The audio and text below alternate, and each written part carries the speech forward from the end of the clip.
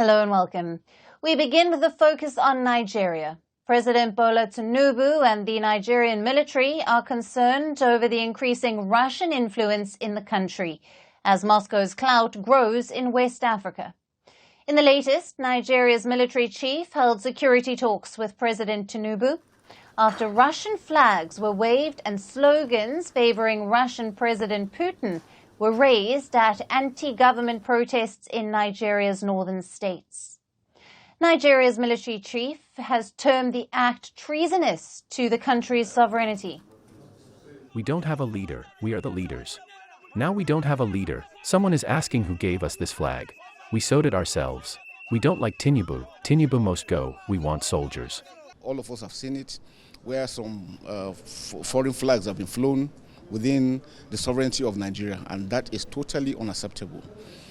We are warning in clear terms, and the president has also said we should convey this, that we will not accept anybody, any individual flying any foreign flag in Nigeria.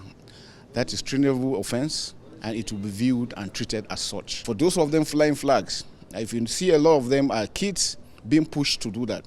We're following up with those ones that are sponsoring them, those that are pushing them, because the flags were also made. We identified those areas and we're going to take serious action against that.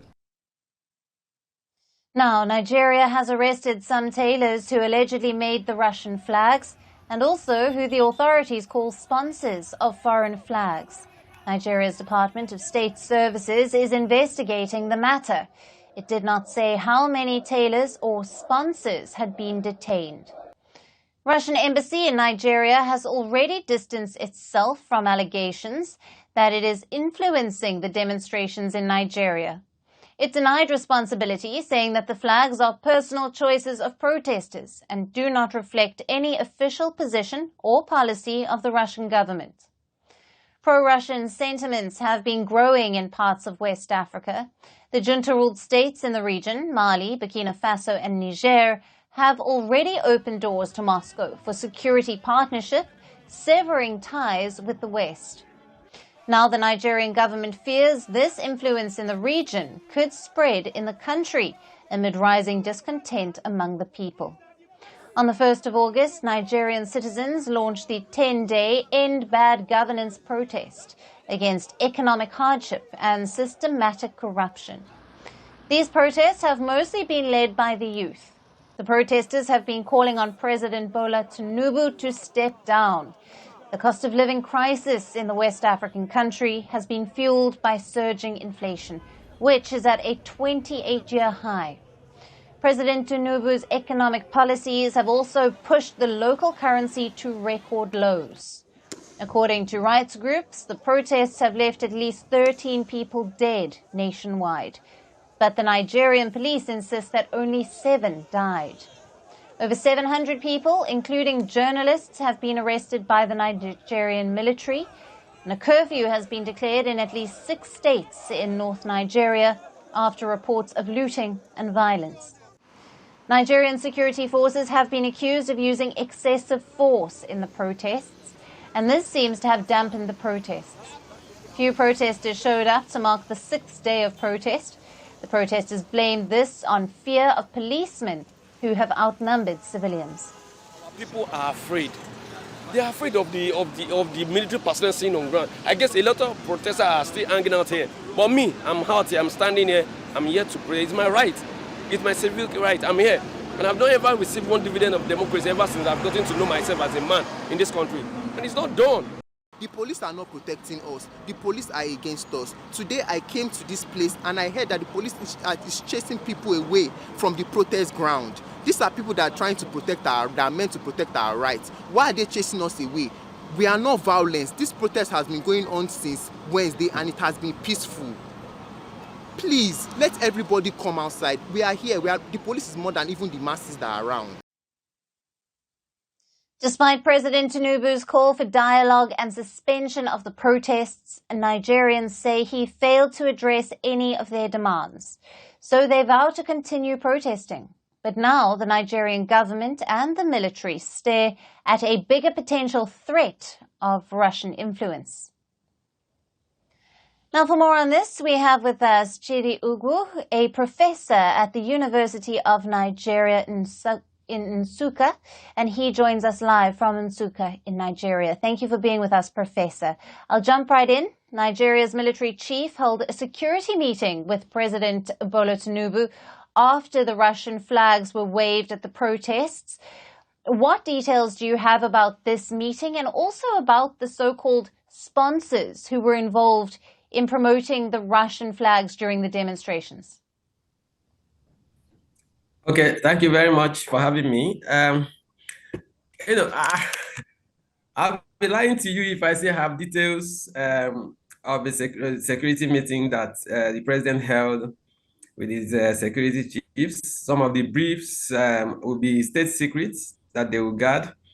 But what looks concerning to the president, if you ask me, is that the influence of Russia locking somewhere in a nearby country, Niger. I don't know how much you follow that story. Niger Republic and Mali and Burkina Faso. When they revolted, there was a coup which was revolt against the influence of the French in those countries, and because they were resisting, and France was mobilizing, sponsoring all sorts of counter coups and mobilizing to stage a comeback. It was Russia that these countries began to come and help them push back against the French. So it looks like the success of that coup, that the coup leaders have not been replaced, is largely due to the influence of USSR, of Russia in that place. So, and it looks like the people who are waving the flags are coming, members of a particular section of Nigeria that borders Niger. From northern Nigeria, then you go to Niger Republic. From there, you step into other countries like Libya. And so it looks like they are drawing some vicarious inspiration from what has happened in that country.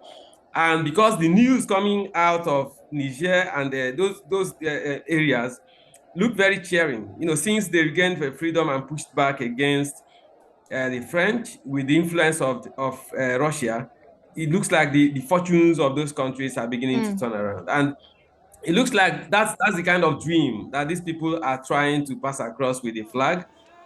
Since the Russian authorities have denied this, it will be difficult for anyone to claim that Russia has a hand in this. But what I think the message they want to pass, what this says is two things. Two things. One is people are trying to draw inspiration from what Russia has done in neighboring countries. And secondly, to let Tinubu, the president, know that Nigeria is not alone. If he doesn't act carefully, that it is possible for what happened in those countries to happen in Nigeria, real or imagined. But this flag is just to pass that message, that things have consequences. That's the way I read it. Right. And Professor, Bola Tinubu's administration had already, before the protests began, said that they were concerned about outside influence in these protests. Does this occurrence of the Russian flags and the slogans being chanted give credibility to these claims, or is it a distraction as the protesters are saying that Tinubu is not listening to their demands? Yeah, if you ask me, it is difficult to bet because Nigeria has surprised me in many ways. So it's difficult to bet on anything. But I think that to a very large extent, this is diversionary, right? Reference to that, to the organization and mobilization that has led to this protest is referring to it as externally influenced, externally driven, is diversionary, because the demands of the people who are protesting are very clear. They are not demanding anything out of this world. It's just that people are hungry. Inflation started skyrocketing in Nigeria after Tinubu took over and they pronounced the removal of the fuel subsidy. And then the cost of fuel rose from about 300 naira, which is if you like, about 30 cents in today's dollar value, and then to something like in the neighborhood of about 70 cents or thereabouts. And because everything rises and falls on the cost of fuel, right? Everything, generators that people use to run their cottage industries to produce small stuff, transportation that moves, goods around the country, everything tripled and quadrupled in cost. And because of that, the cost of food began to rise. Coupled with other security concerns, farmers have been waylaid and killed in their numbers in different sections of Nigeria where the food supply comes from, right? By the so-called herdsmen and people. There's some marauding bandits who are just going around killing farmers and chasing them away from their farms.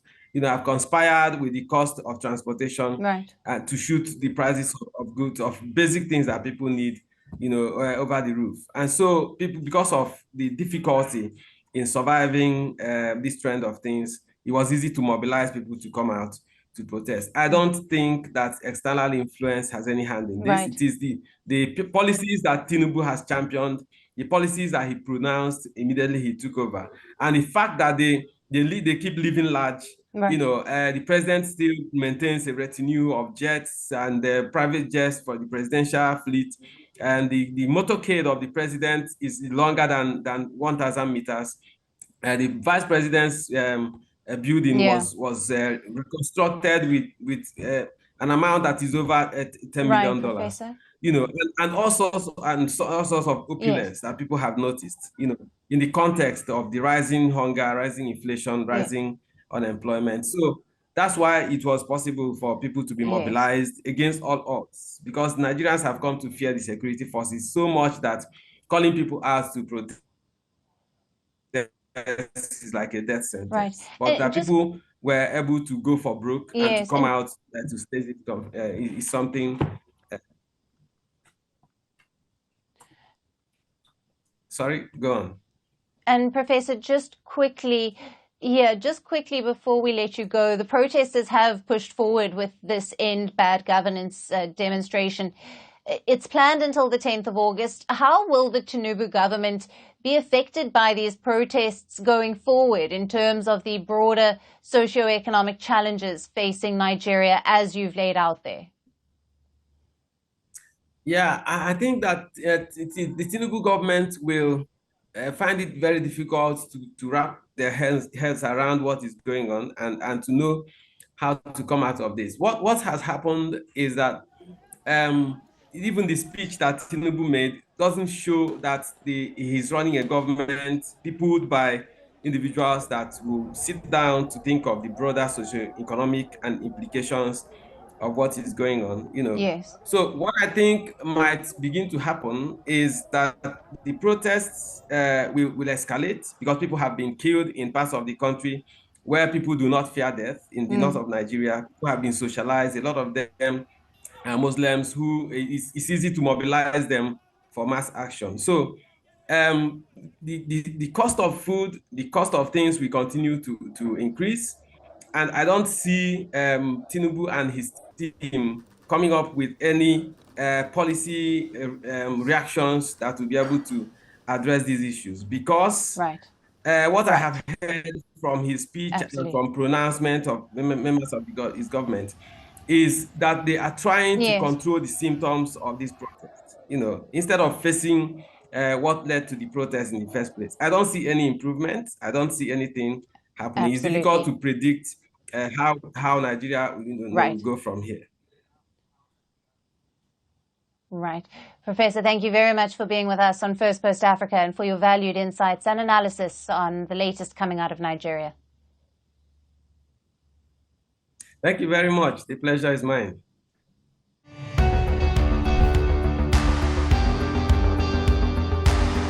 Across continents, one powerful news source. Bringing you diverse perspectives on the issues that matter.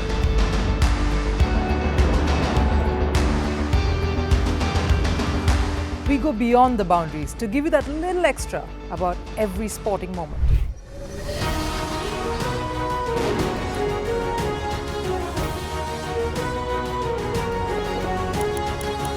So thank you for making Firstpost 5 million strong. We're counting on your support, and you can trust us to bring you the news unfiltered and unvarnished.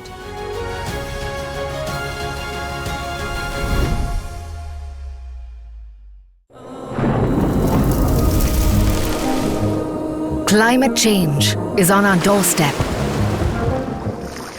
It's time for a revolution to take root. And it starts with 1.4 billion Indians. It starts with one tree. One tree for humanity. One tree for Mother Earth. One tree for our future. Project One Tree, a News 18 network initiative.